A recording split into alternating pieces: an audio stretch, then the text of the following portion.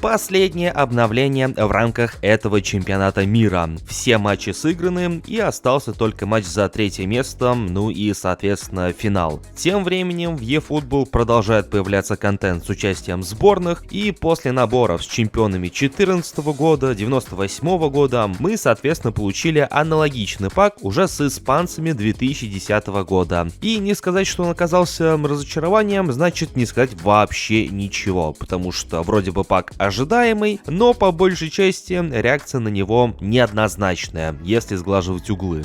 При этом сегодня успела обновиться фаза, скорее всего это также будет последняя игровая фаза в eFootball 2026 перед релизом 27 части, и также немаловажен тот факт, что на понедельник контента Konami не добавили. Сегодня постараемся разобраться почему.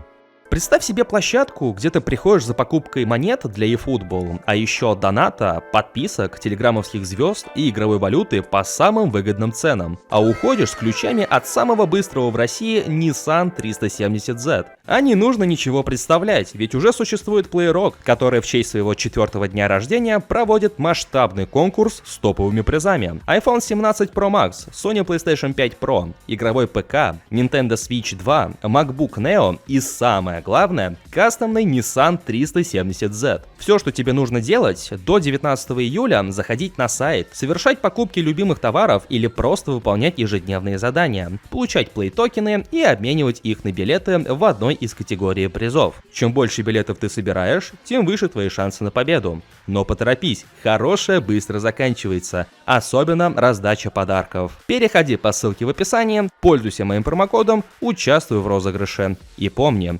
если выгоднее и с подарками, значит PlayRock.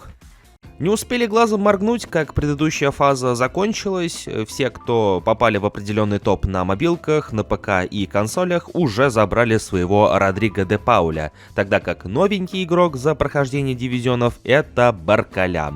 На первый взгляд, при стандартной прокачке вообще ничего выдающегося. Да, хорошая скорость, техничный, в дриблинг он может, и на каких-нибудь мобилках это прям, наверное, топ-игрок, учитывая, что финтиться на мобилках не так уж и сложно. Также пыль в глаза пускает и его основной рейтинг, который при стандартной прокачке оценивается в 104 пункта. Но опять же, это все фигня, если мы рассматриваем Баркаля со стороны стандартной прокачки, потому что получается техничный бегунок, который ни пробить, ни отдать нормально не сможет. Поэтому Баркаля придется конкретно так перекачивать. Но опять же, несмотря на все ранее сказанное, в принципе это тот вингер, ради которого можно поиграть в дивизионы. В конце концов, даже такой бегунок не помешает каким-нибудь фри-то-плейным аккаунтам, которые только-только начинают свой путь.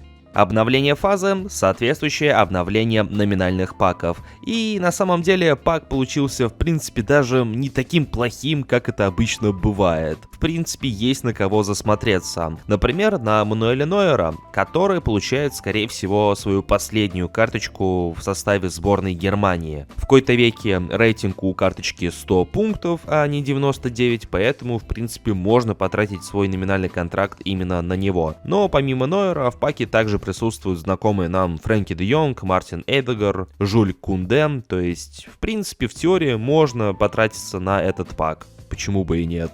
Ну и, соответственно, бигтаймовский-эпический пак с игроками сборной Испании, Испания 2010 года. И несмотря на тот факт, что этот пак был одним из самых ожидаемых еще с момента начала этой кампании, по итогу он получился, ну, мягко говоря, неоднозначным. И реакция на него скорее негативная, нежели положительная. Во-первых, сказывается отсутствие Икера Касильеса в этом наборе. Или, например, бигтаймовский Андреас Иньеста, который от своей эпической карточки не то чтобы далеко ушел, если также перепрокачивать предыдущего эпика под левого полузащитника. Единственная разница, конечно же, заключается в реализации, потому что ЦПЗшнику, ну, особо реализацию не проставили. Но во всех остальных отношениях Big Time не сильно лучше, если не рассматривать Иньесту как именно Галиадора. Так и учитывая, что это Big Time по итогам финала, ему не добавили никаких навыков, связанных с пасами, то есть динамичный дриблинг и скоординированные удары. Но опять опять же, как часто вам придется бить за Иньесту поворотом, ну, вопрос тот еще.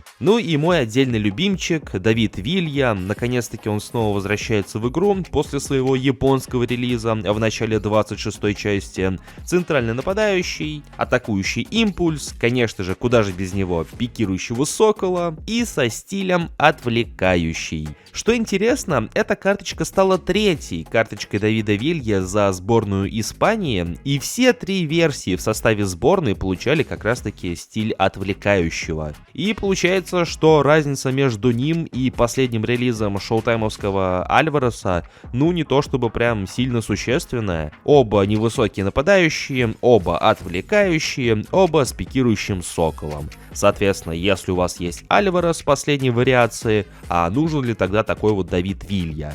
Пак на понедельник, которого не будет, скорее всего, даже по понятным причинам, потому что уже 19 числа нас ожидает финал чемпионата мира, и, скорее всего, уже на следующий день мы получим пак с лучшими игроками финального матча и матча за третье место. По сути, как это и было в eFootball 2023, когда мы также получили окончательный бигтаймовский пак с лучшими игроками и финала, и матча за третье место. И с вероятностью 99% именно поэтому Konami не добавили ни шоутаймов, ни эпиков в базу данных игры на понедельник, оставив это место для более актуального оперативного обновления, которое, как мы уже убедились за всю эту кампанию, позволяет достаточно быстро и, опять же, оперативно добавить нужных игроков. Поэтому ждем финал, ждем матч за третье место и будем держать кулачки, чтобы Ламин Ямаль и Лионель Месси забили по хэт-трику, по дублю и, соответственно, получили свои бигтаймовские карточки